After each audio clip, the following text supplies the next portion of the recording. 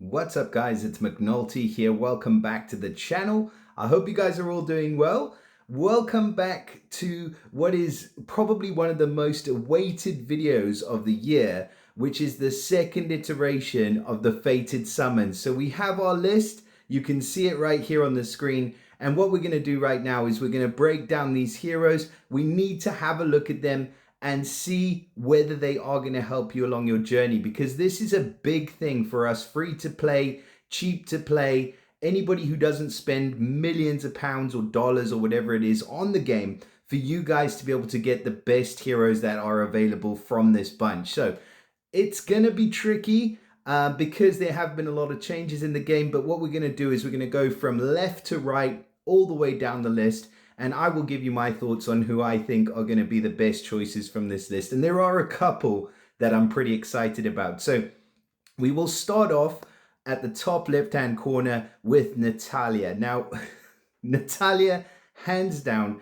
has to be the absolute sexiest hero that Empires and Puzzles have ever released. I mean, just absolutely bonkers sexy. But the problem is there's nothing really good about her in today's day and age. I mean, if we have a look at her card right here, what is she doing? I do have a little list here, so sorry if I'm not always looking at you. But she is basically running at fast speed, which is probably the best part about her. She gives a single enemy 700 burn damage. Now, some of these may have been increased along the line with the balance updates and things like that, but 700 burn damage to a single enemy is just not going to do enough for you. It does last for 4 turns, so again, it's kind of watered down. And then she gets the target gets negative 54% mana generation for 4 turns. So you're only really going to be affecting a single target. The great thing about her, and I want to say one good thing about each of these characters, is that the mana generation cannot be dispelled, and it is a negative 54% mana generation. But like I said before, that is about it. I mean, that is the only good thing about her. She does deal some extra damage against nature as well, but I would definitely not have her as my first pick from this list in case any of you are thinking of grabbing Natalia. Now, second hero that we have on the list is another super hot looking hero, and that is Zelda. I remember feeding Zelda away in a soul exchange, and I really didn't want to, just because she was just such a good looking card. But the fact is that the stats for a lot of these heroes are now dated. So as you can see, she's running a team power of 768. I think again she would have been given a small bump in the balance update, the big balance update, which wasn't really the big balance update.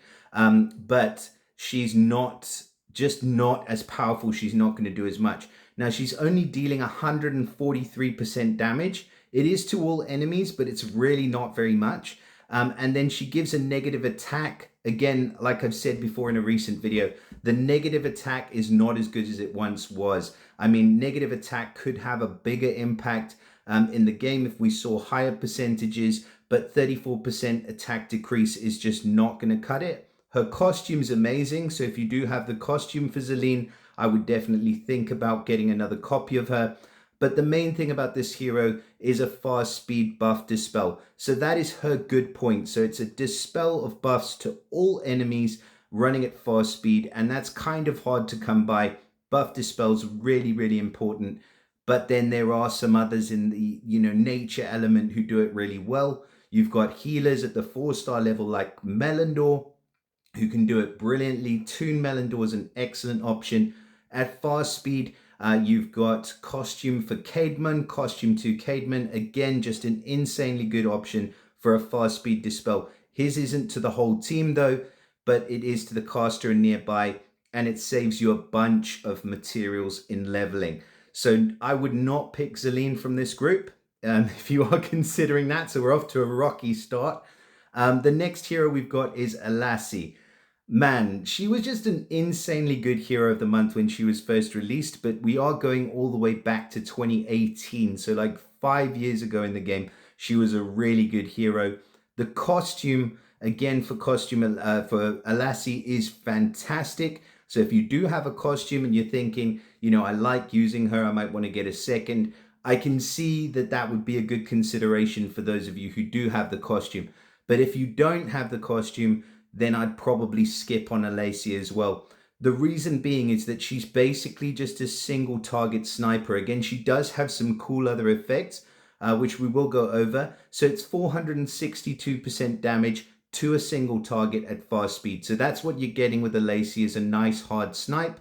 The target nearby then get a negative 24% mana generation, which cannot be dispelled for the following 3 turns. Her element link is okay, increased attack and defense for 6 turns, which can't be dispelled just for the ice allies. But aside from that, the mana generation buff, again, like I said before, with the attack buff, it's not quite as big of a percentage as you think. Negative 24%, it's going to be frustrating, but it's not going to help you win a battle. And what we want here is heroes that give us sort of cheaper to play players or free to play players, those that don't have a lot of 5-star heroes in their roster, heroes that have skills which are sort of timeless and are value protected, so that as the power increases, that our heroes still remain as strong as they were, or at least competitive, and give you the edge in certain situations. So Alacia, unfortunately, I don't think she's going to do that. I know there's probably a few people who'll disagree, and that's absolutely fine. But for me, I just don't think that she's able to cut the mustard just as she is. That's same can be said about the next hero in the list. We'll move along to Delilah. What a trashy hero, man. Even when she was released, there was just such a big issue with her. I mean, she's a healer. She summons this guardian minion, but it doesn't do anything. It's not very stocky. The minions are just paper thin. And a 33% health recovery for all allies for an average speed hero, a 5-star hero no less, is just not enough. And it wasn't enough when it was released, and it's still not enough now. So I'm not going to spend any more time on Delilah. I would say that she would be my absolute last pick from this first row. The next guy on the list is going to be Eren. Eren kind of looks like he should be in the what's the word I'm looking for now? The Morlovia family. He's kind of got that whole, Dracula vibe going on. And he's an interesting hero, actually. He does have a pretty good skill. But the only downside is I believe he's a bit too slow for me. So, looking at his skill, all allies regenerate 459 HP over 3 turns. I think he was, again, given a buff in the balance update, so this card might be a bit outdated, but that's not enough. Even if he was given a buff, you need a bit more than that. So you're not going to take him as a healer. But the next part of his effect is the caster and nearby allies are immune to new status ailments for 3 turns. So you get ailment immunity for 3 turns, which cannot be dispelled. So a lot of ailment immunities can be dispelled. With Eren, it cannot be dispelled. And at the same time, he dispels status ailments from the caster and the nearby allies. So even though he's only working on the central 3 heroes, or the 2 heroes on either side of him, the great thing is that he is dispelling the buffs at the same time as he's putting up the ailment protection. So it's kind of like a cleanse and then ailment protection, except it's just kind of like worded in a different way, but it does work in the same way. So he is a really good hero. I would definitely recommend Eren. As far as the top row heroes, to me, I think he's probably the best pick. Maybe a close second to Alacia. But yeah, I might take a bit of flack for that. Actually, I'll kind of put him on par with Alacia and Zelda. But yeah, Natalia and Delilah are just trash from that row. Now, second row, moving on. We have Vanda. So Vanda, I believe, was also featured in a soul exchange not that long ago. And I think she was 20 souls, if I'm not mistaken. Maybe 2 or 3 soul exchanges ago. I don't have the time to go back and look at it, but I'm sure she was featured. And a lot of people were struggling to pick between her and somebody else. But she is pretty good as far as general protection goes, and especially a good attacking hero for war teams. So she deals 125% damage to all enemies. So she does have a hit all special, but you don't bring her for the damage because it's not a lot of damage. Why you bring her is for the second bit, and that is that she gives all allies immunity to new status ailments for 2 turns. Granted, it's only 2 turns, so it's not a long time, but she is running at very fast speed. So it only takes 2 tile matches to get her there, which is important. And she also steals 61% of any healing that is applied to all enemies during those 2 turns. So she is selfish. She only does the healing thing for herself, but it means that she's actually really survivable, even though her stats are quite dated. So all of these heroes are in a similar bracket, around 770 to 800 on the total team power. And I did actually do a comparison just before doing this video, because I was like, how do these heroes compare to our brand new 4-star heroes that are being released into the game? Because that was a big question mark in my mind, at least. And the good news is they have at least 100 to 120 extra team power over the heroes that I was comparing to. So I was using Greg as a comparison, the ugly hero from the Garrison Guards that's just been released, because I thought he'd probably be a good comparison. And he's at least 100 to 120 team power less than these heroes. So with second limit breaks, emblems, and things like that, I believe they will still be very relevant and still be nice and usable in wars and things like that, even at the higher levels. So that being said, Vanda is a pretty good pick. If you don't have any element protection, you're definitely going to need it at some stage, and she's going to have it ready to go when you need it. And that's the brilliant thing about Vanda. And that health steal is just kind of a bonus that keeps her around a bit longer. Now, moving along, next to Vanda, we have Francine. Man, Francine received a really, really good buff to her costume recently. But if you don't have her costume, it's a big downside to Francine, unfortunately. So she does have a nice hit 3 special, which runs at fast speed, 225% damage to the target and the nearby enemies. So an even amount to all. And then she gives this little sort of diamond icon, which cleanses all status elements from all allies at the end of each turn for 3 turns. That can be good and it can come in clutch, but it's really difficult to plan around. It's not like an upfront cleanse, because it doesn't happen before the damage happens. It happens after the damage comes, and it sticks around for the following 3 turns. So in some ways it's better, but in most ways it's worse. So unless you have the costume for Francine, because she has been given a pretty decent buff, I wouldn't recommend going for her from that row. The nice thing is that she does deal extra damage against ice, so she gets an extra 50% damage against ice. But again, the costume version gives an elemental defense down against ice, and that's a lot more valuable than what we're seeing here with Francine. So if the choice was out of the Halloween family between Vanda and Francine, I would go with Vanda all day long. Now, next hero that we have in the line, he's a pretty good pick. I mean, we all know this guy. If you have played the game for longer than a year or so, or maybe even less, you will have seen him somewhere. Krampus is featured in the Fated Summon. I mean, if I'd have said that to you like a year ago, you probably wouldn't have believed me, but he's here. He's right there. You can see him in the flesh. Krampus is a great hero. Really, really good hero, and for a couple of reasons. So let's have a look at what he does. So he summons the elf minion. Oh, all right, that's pretty much nothing. But the caster gets taunt that prevents enemies from using special skills on the caster, and that runs for 3 turns. So it's not the longest taunt in the world, 3 turns, but while he's got this up, he gets 44% defense increase and a further 10% increase every time he's hit during those 3 turns. So it's a bulwark effect with his defense, and you can't just dispel the taunt. You have to dispel the taunt first and then dispel the defense. So you can't get rid of that increased defense, and it makes it so difficult, because if a hero throws up taunt, your main priority is you want to either kill that hero right away, get rid of the taunt, or dispel the taunt, and then you can deal with the rest of the team. But with Krampus, he makes it to where you cannot just go at him with a taunt bust hero, because they don't dispel that buff ahead of time. It's kind of, unless you have somebody like Tweedles, I think Tweedles does flip it on its head. But most sort of taunt bust heroes are just going to come right up against that 44% defense wall.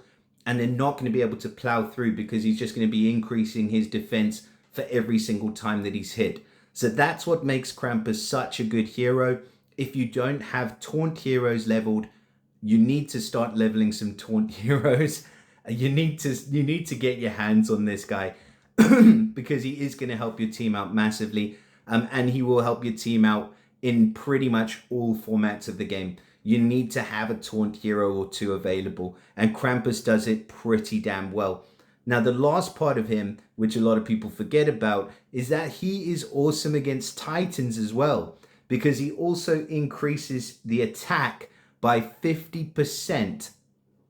And he gives all allies a 50% attack increase for 3 turns as well. So really, really good against Titans, and just in general play, that increase on the attack as well is great. So yeah, enough said about Krampus. He's a fantastic hero, so grab him if you don't have him already.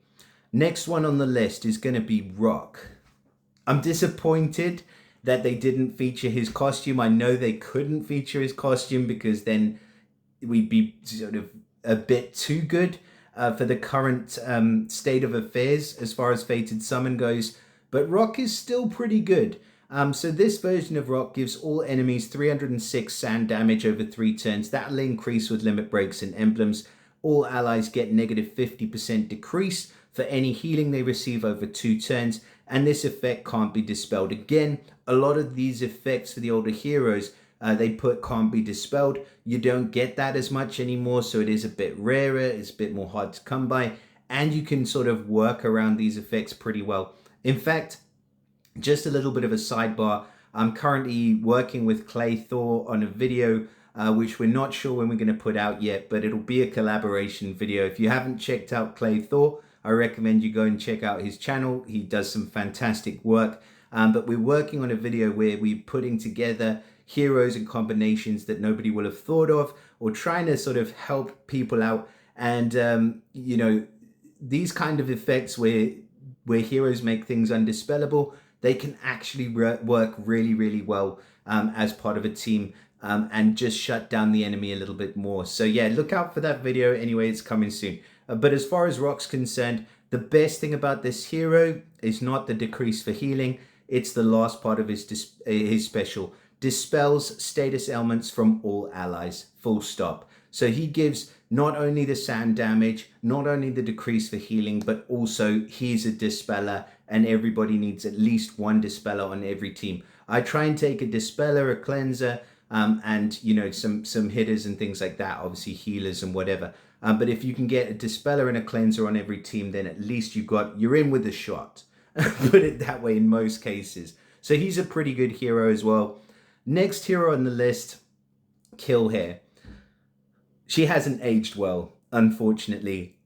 She's a pretty one-dimensional hero. When she first came out, that hit was massive. She is still pretty good in terms of just straight upfront damage, but she's 300% damage to all at average speed.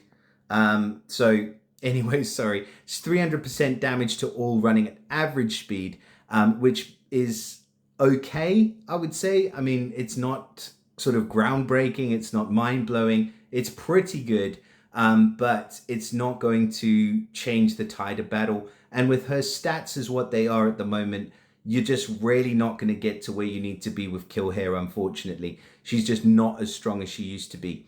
So 300% damage to all enemies. All allies except the caster get negative 20% defense for 3 turns. And again, this effect can't be dispelled, but this is in reverse. So it's happening to you. You get negative defense on you and you cannot dispel it. So that's a bit of a problem, unfortunately. So that's probably enough said about Killhair. She wouldn't be my top pick from this row, unfortunately, despite the fact that the damage is good. You could potentially pair her with other heroes, like purple heroes, if you got some good defense down in purple. Or if you grabbed Guardian Panther and you've got her costume, for example, she might be a pretty good option for you. But aside from that, I mean, stats being so dated as what they are, I don't think she's going to hold her value very well. And we're looking for heroes that are going to hold their value really well. Okay, moving on. Next hero on the list is Guardian Kong. So Guardian Kong, he's again not going to hold his value very well, unfortunately, unless you have his costume. And if you have his costume, you may well want another one of him because that reflect is awesome. But as it stands, this version, he deals 220% damage to all enemies, and all allies get 94% defense against ice for 4 turns. Easy workaround, don't bring ice against him. And that's probably the same in the other version as well, but 220% damage to all enemies with the kind of stats that we're looking at on this hero, it's not going to be enough for you guys to change the tide of battle unless you're really, really early on in the game, in which case it might be, but then there are other better heroes in this list. Let's move on to a really, really good hero, and this is one that I don't have and I'm super excited about because I think he'll probably be my second pick from this list, and that is my man, the Hatter. Just a superb skill. In fact, he might even be my first pick. I don't know yet. But the Hatter has such an insanely good skill. 370% damage to the target, minor damage to nearby. Pretty good hit, actually. But his stats, like I say, are a bit dated. But it's all about the second bit. He steals all of the dispellable buffs from all of the enemies. No buffs are left behind. He takes every single buff off of the opposition team and, get this, randomly allocates it on all allies. So I know you know the Hatter by now. Everybody knows the Hatter, but he is just such an insanely good hero. Build him with a lot of defense. Make sure that he sticks around and you will not regret it because you'll come up against a buff heavy team. He doesn't steal Wither, obviously. He doesn't steal Growth. He doesn't steal Growth. He doesn't steal that, but he steals pretty much every single other buff in the game. So you go up against a team, they whack on a bunch of buffs, you take them, and they're now yours. And that is the beauty of the Hatter. He is just such a unique hero within the game, and there's no other hero that does exactly what he does. So yeah, for him to be featured, really, really good. Like I said, if you do grab him, build him with a lot of defense, you will definitely find a team where you can use him. I guarantee it. He's going to be awesome. I'm really excited to get him, if you can't tell.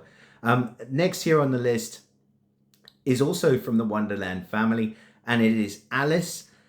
Alice was a pretty good sniper when she came out. She has a unique skill, but the problem is, again, she's one of those heroes that's not really value protected and she hasn't aged very well. So her special skill, 430% damage to the target. It's a nice solid hit, but the target gets a negative 44% attack for 3 turns. Now, as I said before, the attack percentages need to be increased. 44%, you're getting there, you're getting to around about where you want to be, and the effect duration gets reset if the target gets healed and the effect can't be dispelled. So you can use Alice, you can keep that effect going, but at 430% damage to the target with 769 on her stats, you're not going to just kill one enemy just using Alice and reducing their attack the whole time. So while she's an okay hero now, she definitely wouldn't be my pick. I mean, definitely not over the Hatter or Krampus or, probably over the Hatter or Krampus or even Vanda or some of the other heroes that we've looked at so far. Alice is just not in the same kind of realm. So I would probably skip over Alice, unless you really, really think you need her. And then the next hero, this one, just unbelievable to see this hero featured in a fated summon. I thought that we were going to see this hero probably, 6 months time in a soul exchange, maybe at 15 souls. I wouldn't have expected her at 20 without the costume, but at least at 15 souls because she is just that good. Guardian Gazelle is a freaking beast, and I'm going to tell you why. Okay, so let's have a look at her card, right?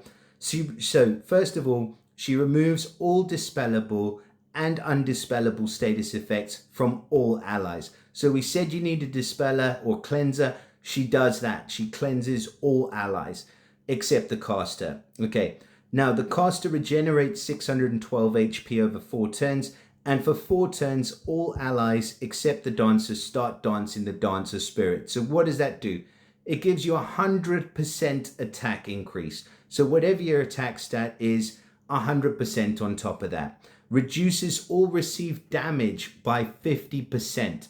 50% damage reduction is really, really difficult to come by.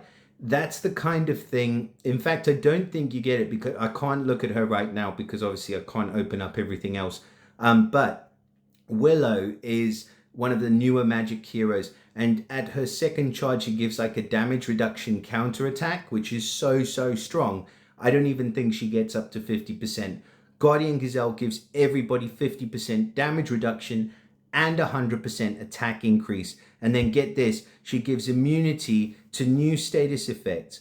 So everybody gets ailment immunity while that's happening, except for Gazelle, so there is kind of a downside. But at the same time, she's cleansing off all even uncleansable status effects. She's giving that 100% attack, and she's giving ailment immunity on top of that as well. So as far as a support hero goes for your team, for your attack teams at least, you cannot do any better than Guardian Gazelle. If you've got a yellow team and it used to hit hard and you're wondering why it doesn't hit as hard anymore, it's because you don't have this hero. Get this hero, pop her in the team, and you will see you will start to wipe out enemies again. She is that good. Just a freaking awesome hero. And she will probably be my first pick. I'm not ashamed to say it.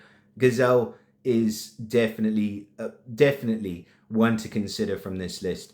Now, the next hero on the list, on the complete opposite end of the scale, is absolute trash. Boss Wolf. I'm not even going to go over his card. He's just terrible. Do not pick this hero. He's just not good. And yeah, I don't even want to hear an argument about it. He's trash. Let's move on. So the next hero we've got, Captain Nemo. Again, I was going to say I want to make sure he's trash as well. We'll just move on. But we can't do that with every single hero. Okay, Captain Nemo, there are some good points going for him. Number one, he's a little bit more stocky in terms of the stats. So in the last row, we can see we've got all these Underwild heroes on the last row. They're a bit more stat heavy, so they're a bit better built. So with Captain Nemo, he's got 300% damage to the target, and then 600% if the caster has status ailments or negative stacks. 600% damage is pretty high, and he starts the battle with 20% mana at the start of the battle, which kind of doesn't really work for him because he's not at average speed. It'd be better if he was at average speed and he hit harder, but that's splitting hairs. He gets some mana at the start of the battle. It means you're able to charge him quicker and you'll take advantage of that effect. But bear in mind, if he doesn't have any ailments on him, which you don't really want to get ailments in the first place, he's just going to be a single target 300% damage sniper. And that is everything to say about Captain Nemo.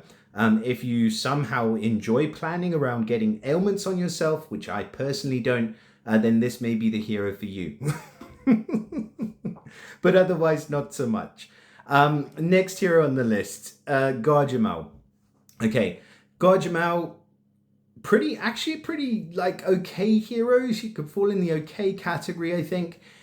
So she is running at fast speed. She does 430% damage to the target. So it's a single target snipe, but 430, so actually a bit higher than what we just looked at with Captain Nemo. And then the caster regenerates 675 HP over 3 turns. The effect durations reset if the caster's hit with direct damage from a special skill. So big whoop, she can keep healing. She hits for 430%, but she really doesn't do anything else. I just checking here, the duration of the first 3 ailments she receives is reduced by 1 turn. It's really not great. So yes, maybe a little bit better than Nemo, but still on the trashy side of the Underworld, definitely far into the trashy side of the Underworld. Maybe this is a sign of things to come. We might see some better heroes from the Underworld in the next one. Next one down is going to be Passepartout. Anyway, Passepartout, he's a healer. I think he has actually received a pretty decent buff where he gives 10% boosted health, but we'll see on his card because this one doesn't have it. I just read that on the forum.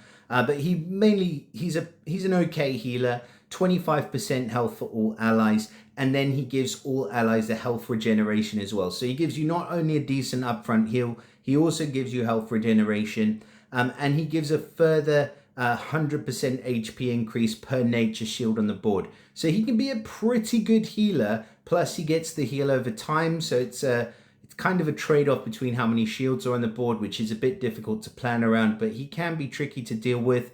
He gives an increase on defense as well. So he's a really good protector of your team. Increase of 20% defense and then further 7% increase per each nature shield on the board. Again, up to 76% defense. So all effects that he does can be dispelled, but they can also be pretty useful and they can help. If you do like kind of heal over time, he gives you that, plus he gives you the extra heal up front. So that's kind of rare among heroes. I definitely would rank, actually as we're going along the bottom row, the heroes seem to be getting better and better and better.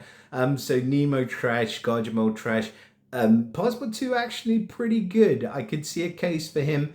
If you need a healer, if you need a 5-star healer, then you couldn't go too far wrong with him, I don't think. And again, stats wise, he's probably one of the best in this pool.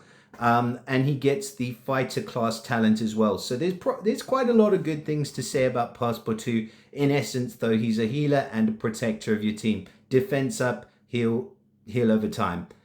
What more could you want? He's pretty good. And then we've got Akarok. Akarok is one ugly mofo. I like the football costume that he has. It's pretty cool. But in this version, he's just very random. So the nice thing about him is that he does deal quite a bit of damage. He does have quite a high attack stat. And again, compared to a lot of the other heroes that we've looked at in this list, his stats are probably one of the higher stats we're looking at here on these lists. But that being said, his randomness where he rearranges the enemy positions is kind of annoying because you don't really know who you're going to hit. And you might hit somebody that you really don't need to hit, or that the hit's not really going to do anything against because they've got some mega buffs on them. So yeah, you're better off staying away from him unless you like that kind of thing, or maybe if you have the costume for him. Personally, I would not recommend Akarok. So we went up past Pasu and then right back down again to Akarok. And now we are going to finish on a high, because the last hero that we have in here is a good hero, and that is Leota. Man, I wanted this hero so bad. And actually I did pull her. I never pulled her costume, but I wanted her so bad when she first came out. And people started playing with her. I remember Mr. Spock, Empires and Puzzles books. They were all playing with Leota and they were like, this is a freaking cool hero because she's got something that nobody else has. And she's just such a good control hero. I love watching people use Leota to good effect. In fact, shout out to, who was it? Glitterweds, who's now retired completely from Empires and Puzzles. He used to have a team with 3 Leotas on, and he would just control the whole battlefield for the whole battle, just shut the enemy down. She's so good. Anyways, let's get into what she actually does, okay? So first of all, she's a single target hitter. But she doesn't just hit. So what she does, she removes all status effects and stacks from the target. She removes stacks as well, and she removes status effects and stacks that are otherwise undispellable or uncleansable. Get that? So everything off of the single target. Then she deals 158% damage to the target. It's not much, it's something. But the target shifts into Abyss Ghost form. Well, in Abyss Ghost form, the target can't gain mana and cannot be healed by special skills, but it's immune to normal attacks, special skill attacks, status effects, and stacks. Okay, Abyss Ghost form lasts for 4 turns. That's 4 turns, and the last enemy left in the battle can't be shifted into this form. So, in case you don't know, and I might be teaching people to suck eggs here, so I do apologize if you know her really well. The great thing about that is that you can create yourself a ghosting lane where you can just ghost tiles down, get your double mana for your tiles, shut that hero down that you know is about to kill you, shut down Acid Fire, shut down freaking Charles or whoever else, one of these super OP heroes, ghost your tiles through, and then as soon as they come back, you're ready to go. Or you can just take out everybody around them while you go. I mean, have 2 of Leota level, have 3 of Leota leveled on the same team. You cannot go wrong with that hero. She is a really fun hero to play with. I might consider a second one if I get that far around, but I might not get that far around because I definitely want Guardian Gazelle and I definitely want the Hatter. But then after those, I may even go for a second Leota. I don't know. But that is pretty much it for this list. So we do have some really, really good heroes in here. I'm a lot happier than I was with the previous list. If you remember, I was really upset with that list. But this list is like a million times better, so a whole nother level. So in summary, from the first row, it's going to have to be, who is it going to be? Probably, I'm going to say a Lassie's going to win it. She's still got that decent amount of snipe. Second row, it's got to be Krampus all day long. He's just in a league of his own and an insanely good taunt hero. Third row, I cannot pick between the Hatter and Guardian Gazelle. I will not pick between the Hatter and the Guardian Gazelle because to me they're both insanely good and you should have both of them, just excellent heroes. And in the final row, Leota definitely wins out. So those are 6 pretty good heroes, probably 5 because I'd take a Lassie off and then leave the rest in. But hopefully that helps you guys to make up your mind a little bit with your decision. Please do let me know in the comments what you guys are thinking of choosing, who you chose, who you're going to go for. Do drop us a like and let me know in the comments what you guys are going to do with this exchange. Like I said, also just to remind you guys, we do have memberships on the channel. If you enjoy the content and if you've made it through this far, if you want to consider looking at memberships and a couple of perks that come along with it, and obviously just support the channel in the meantime as well, that would be amazing. But yeah, otherwise I wish you all the best of luck in your gaming, in your summons, in your wars and everything else. And I'll see you all again soon. Bye for now. Peace.